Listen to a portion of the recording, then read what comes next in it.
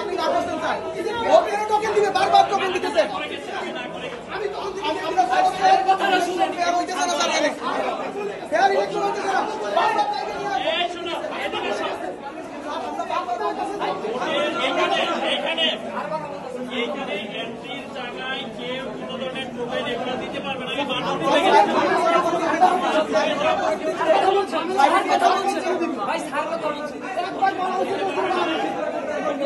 দেখি ভাই একটু একটু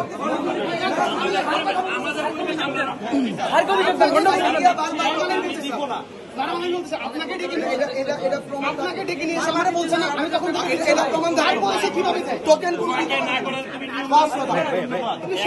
কেউ না মানে আমি তার ব্যবস্থা নিচ্ছি। অবশ্যই ব্যবস্থা নেবেন স্যার, বারবার কোন ব্যবস্থা আইডি গিয়া স্যার, বারবার নির্দিষ্ট প্যানেলে সবার নাম লিখে দিচ্ছে, আইডি নিয়ে কথা বলে এটা আমার কাছে করা যাবে না। স্যার, আমার কাছে কি হয়েছে ভাই একটু বলেন তো কি হয়েছে?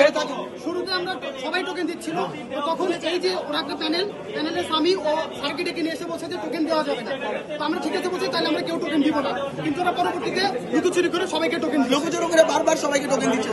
আমরা বারবার বলতেছি এই যে স্বামী দিচ্ছে, ওদের প্যানেল থেকে দিচ্ছে, বারবার টোকেন দিচ্ছে, আমরা বলার পরেও টোকেন দিচ্ছে।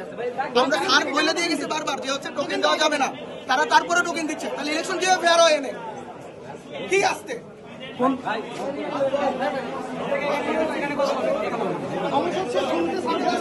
সবাই টোকেন দিচ্ছিল, তখন বলছে স্যার মানে ওই যে ছেলে এখন টোকেন দিচ্ছে সে অবজেকশন দিচ্ছে, স্যার সবাই টোকেন দিচ্ছে, টোকেনটা হচ্ছে এরকম যে বাইরে টোকেন দেওয়া যাবে না, এই শর্তে আমরা সবাই মানছি যে ঠিক আছে আমরা কেউ টোকেন দিব না, তারপরও সে লুকোচুরি করে সবার হাতে টোকেন ধরাই দিচ্ছে, যেই শুরুতে অবজেকশন করছে সেই এসে এখন সবাইকে টোকেন দিচ্ছে, এটা কি আসলেই ফেয়ার?